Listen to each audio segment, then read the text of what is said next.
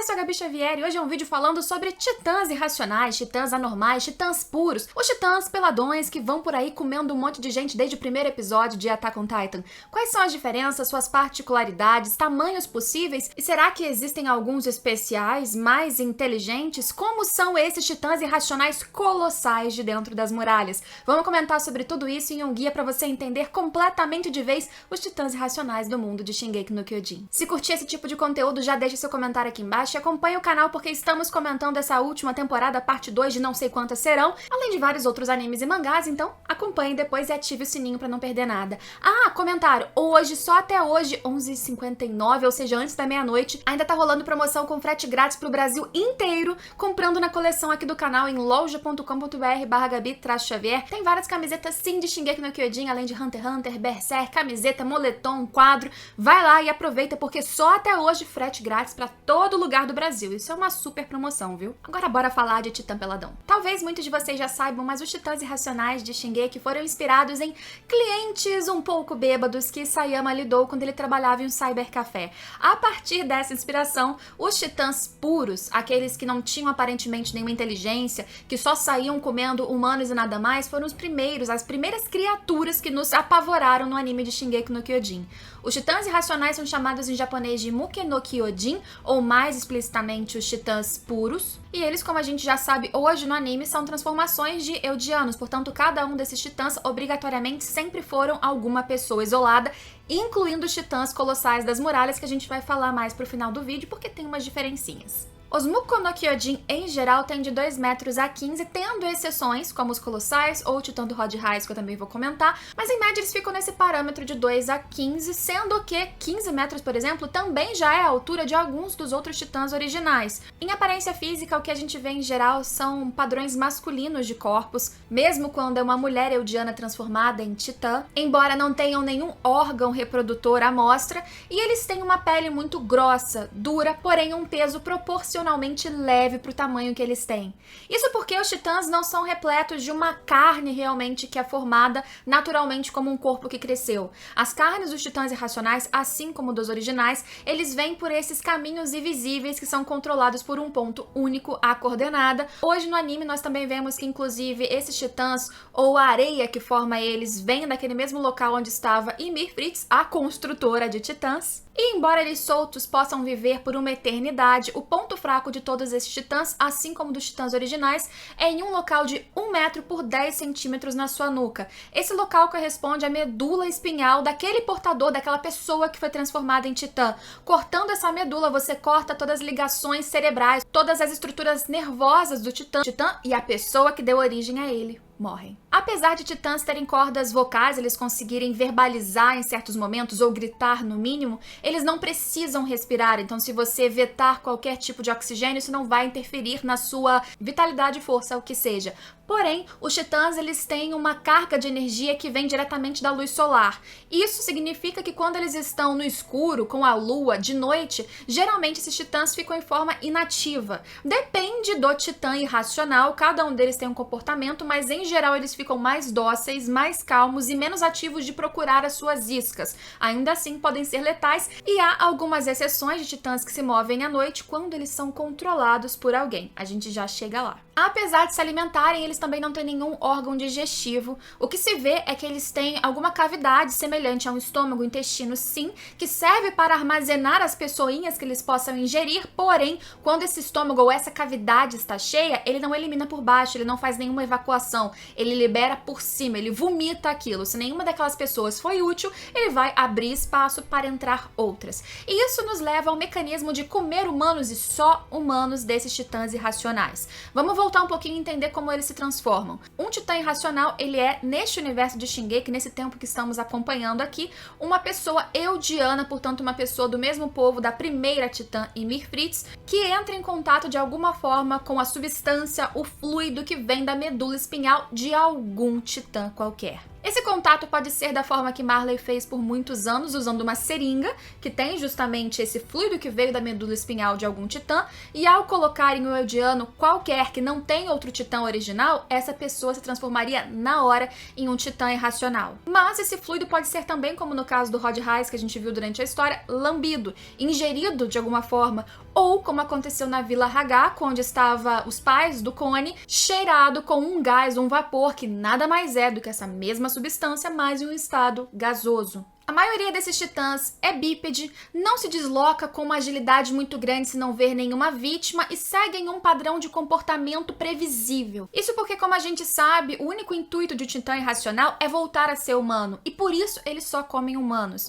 Nesse universo de Shingeki no Kyojin, quando um eldiano se transforma em titã irracional, ele perde, em geral, completamente da sua inteligência, memória como humano, e por isso irracional ele se torna, mas como instinto irracional também, ele continua a buscar uma pessoa que tenha a única maneira, a única chave dele sair daquele estado e voltar a ser um humano, um portador de titã original, ou um shifter em inglês, aquele que consegue se transformar de titã a humano livremente. É a única saída de um titã irracional, e por isso que eles ficam buscando e engolindo humanos, porque em algum momento, como aconteceu com o titã da Ymir da tropa, esse titã irracional pode sem querer engolir um humano e ele ter um titã original. Pronto, sua salvação está feita. Por isso que eles não têm necessidade de comer, podem viver por anos e anos eternamente sem se alimentar e ainda assim existir, mas humanos são iscas preciosas como um mecanismo de defesa ou de sobrevivência desses seres, e por isso eles vão atrás apenas desse tipo de alimento, que não é bem um alimento, né? Mas enfim. É por esse mesmo motivo que também não é incomum vermos os titãs irracionais atacando titãs racionais. Comer o titã na nuca de um desses é salvação, então atacam também. Esse é um mecanismo irracional e automático, porém existem aqueles titãs que têm comportamentos que fogem desse padrão. Desde a primeira temporada nós vimos alguns exemplos desses chamados titãs anômalos. Esses que têm comportamento, agilidade, alguma forma de ataque que não segue o padrão em geral desses titãs.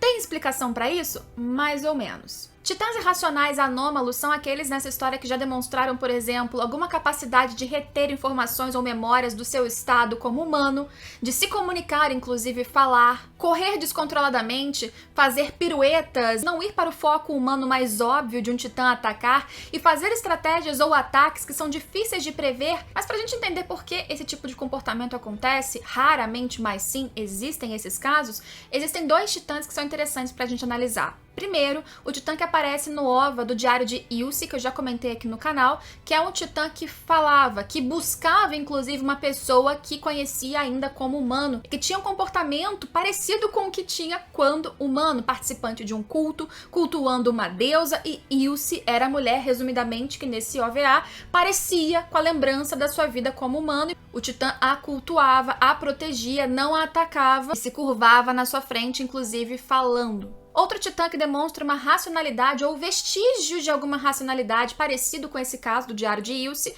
é a mãe do Connie. Quando o Connie apareceu, ela olhou pro filho e ela falou: bem-vindo de volta, né, o Kairi. Não é certo dizer que esses casos anômalos são titãs racionais exatamente, mas eles têm, como eu disse, algum vestígio, alguma memória remanescente ou alguma coisa que ficou no seu inconsciente e que extravasa de alguma forma. Possivelmente os titãs que também correm ou têm estratégias diferentes são titãs que têm alguma coisa pulsando em conflito com a sua irracionalidade que faz com que eles não sejam tão previsíveis assim. E claro, com certeza foram criados para ter alguns titãs mais difíceis, modo hard, nas primeiras temporadas. Não confundam, entretanto, com aqueles titãs irracionais que são controlados para fazerem coisas que fogem do padrão. Por exemplo, os titãs que são transformados a partir do fluido da medula do Zeke Yeager. Zeke tem sangue real, como a gente viu no anime, e todos os titãs que são transformados a partir do fluido do seu titã podem ser controlados por ele também, sendo possível, inclusive, que esses titãs irracionais andem embaixo da lua, ou seja, andem à noite, ou atacar uma pessoa específica,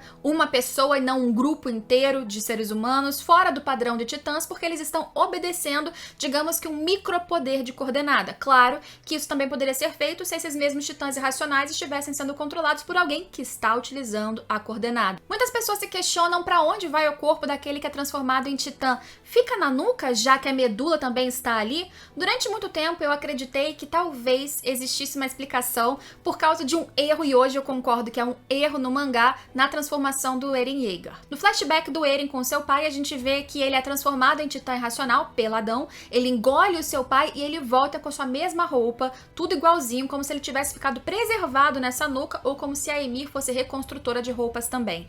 Não existindo até o final dessa história, não é nenhum spoiler eu dizer isso, nada, nenhuma premissa que explique ele ter voltado de roupa, eu apenas acho que o Isayama colocou aquilo ali pra não ficar uma cena estranha do Shadis encontrar o Eren sozinho pelado depois do pai levar ele pra floresta e por isso ele manteve a roupa do Eren. Parecido com isso aconteceu recentemente, por exemplo, no anime com o Falco, que também voltou de roupa, mas também era uma criança. Como não há explicação, existem esses dois caminhos pra gente entender. Sim, o corpo ele é completamente absorvido, até porque no caso de um titã de 2 metros não dá pra uma pessoa caber naquela nuca, só realmente a sua medula espinhal no máximo. Mas se esse titã logo em seguida ou anos depois engolir alguma outra pessoa que tem o titã original e voltar à forma humana, o seu corpo seria reconstruído e a sua roupa só aparece talvez se for criança para não dar problema no mangá, ou Ymir reconstrói roupas nesse caso para não dar nenhum tipo de choque. É diferente do caso dos portadores de originais que realmente entram de roupa inteiros ali na nuca dos seus titãs. A gente vê e enxerga que o seu corpo fica ali, inclusive se o titã é atingido enquanto eles estão linkados ao corpo do titã,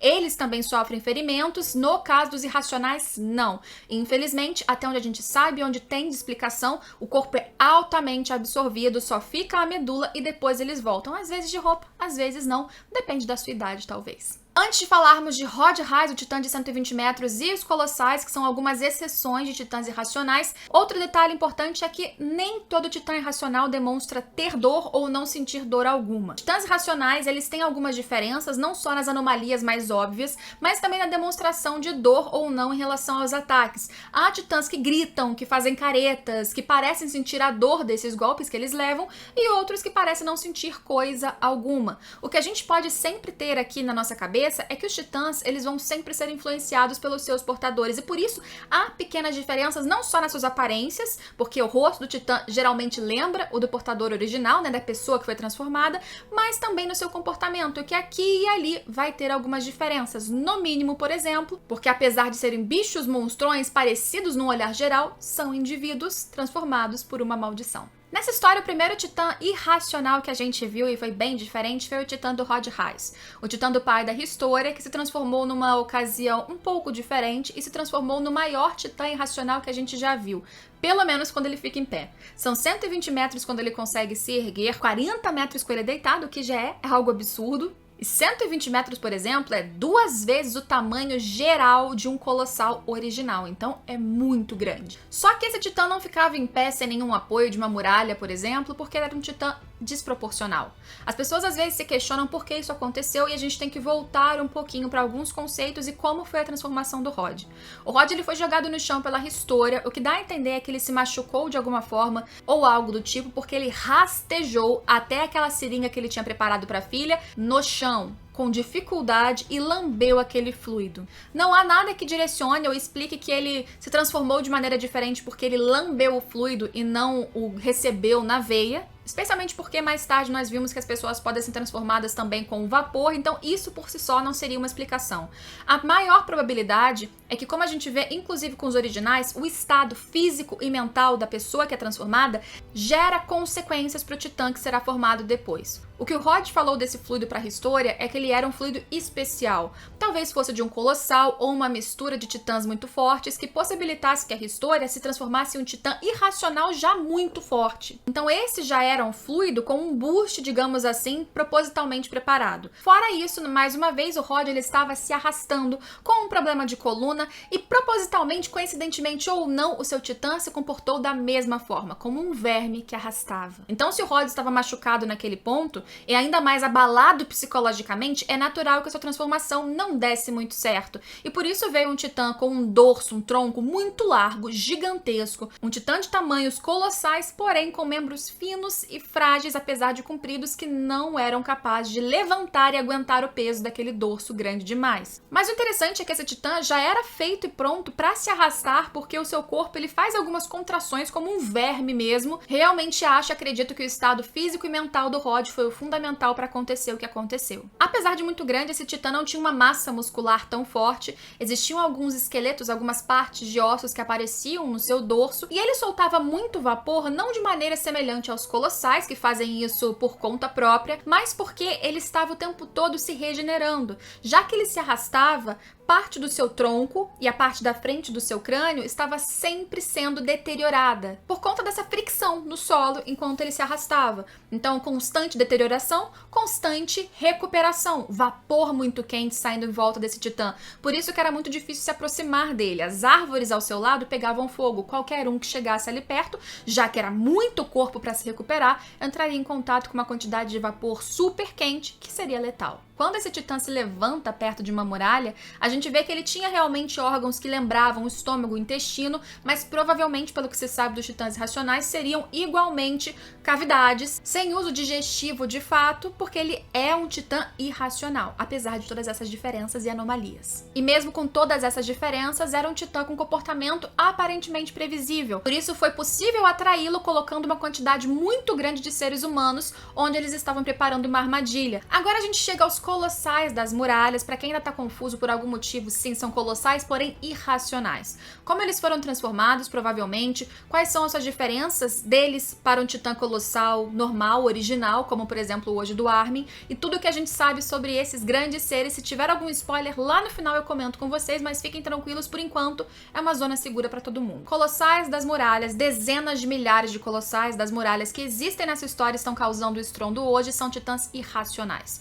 Isso já nos leva a crer, ter certeza, inclusive, que esses são seres humanos, eldianos, que foram transformados pelo rei 145 Karl Fritz, que levou seus súditos ou parte deles para Parades e transformou dezenas de milhares deles em titãs colossais irracionais. Colossais em formato, colossais em tamanho, colossais em propriedade, e isso porque esse era um rei com um titã fundador, com a coordenada em plenas atividades. Então a coordenada é um poder nesse universo que pode fazer muitas coisas, provavelmente quase tudo. No mínimo, consegue controlar transformações de eldianos em titãs.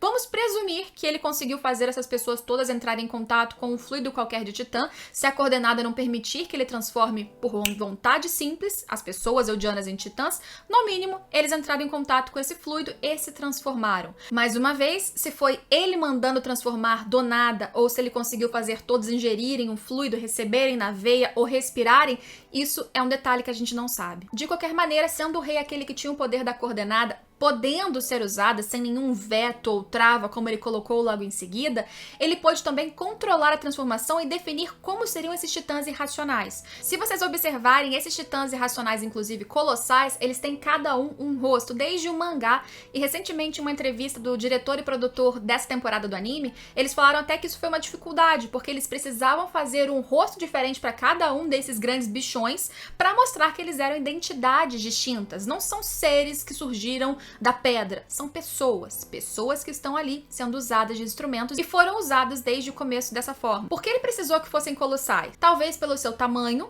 Era o tipo de titã com uma estrutura gigantesca que ele conhecia. Todos eles parecem ter essa forma de carne exposta. Eles têm o poder de cristalizar, de endurecer.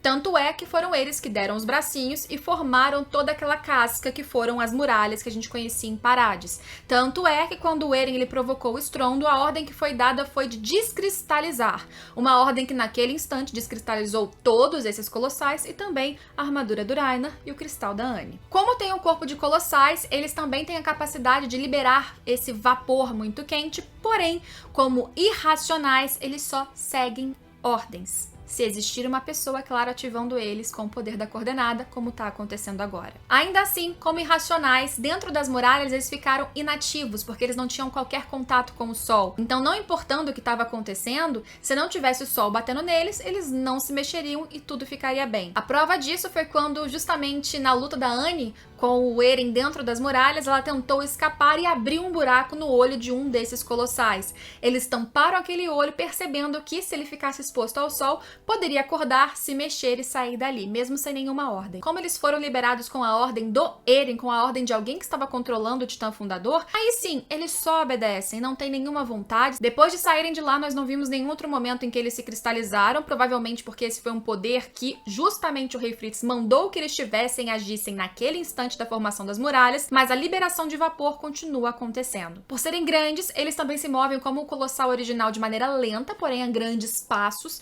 e por serem muito pesados, apesar de proporcionalmente não tanto quanto poderiam ser como titãs, já que o corpo é mais leve do que um ser daquele tamanho normalmente seria, ainda assim provocam muitos danos de destruição pelo estrondo de tantos passos, milhares, dezenas de milhares de passos juntos ao mesmo tempo. Por fim, existe um micro detalhe, que é um micro spoiler, mas assim, micro spoiler mesmo desses titãs colossais que eu queria comentar com vocês. Vou aguardar se vocês quiserem fechar ou dar pause, mas é um micro detalhe mesmo. Já pensaram como que esses titãs podem atravessar o mar? Porque Paradis é uma ilha. Para chegar até Marley, mesmo aqui pertinho, não tem um barco para todos esses colossais. Pois é, eles são capazes de nadar. São irracionais, eles estão seguindo ordens, mas esses titãs também conseguem nadar. Informação extra sobre a titã sorridente, que também é uma titã irracional, apesar de ter vindo de alguém com sangue real, a Dinah Fritz. Muitas pessoas acham que ela é um titã irracional de comportamento anômalo, porque a gente viu que em determinado momento ela foi direto para casa do Eren e passou na frente do Bertolt, de outros seres humanos, mas atacou especificamente a Carla. As pessoas acreditavam que aquilo era um comportamento anormal, porém, mais à frente, ou no mangá, se explicou por que aconteceu isso e não é um comportamento anormal. Existe outra explicação que a gente vai ver mais à frente na história, então acompanhe os vídeos aqui no canal, mas é fácil vocês deduzirem porque eu já expliquei nesse vídeo exceções a comportamentos anormais que não partem apenas do próprio titã. Espero que vocês tenham gostado desse vídeo, tava faltando um guia geral desse aqui no canal e espero vocês para todos os próximos conteúdos por aqui. Aproveitem a promoção de frete grátis porque acaba daqui a pouco em loja.com.br/Gabi-Xavier. Espero vocês nos próximos vídeos. Tchau!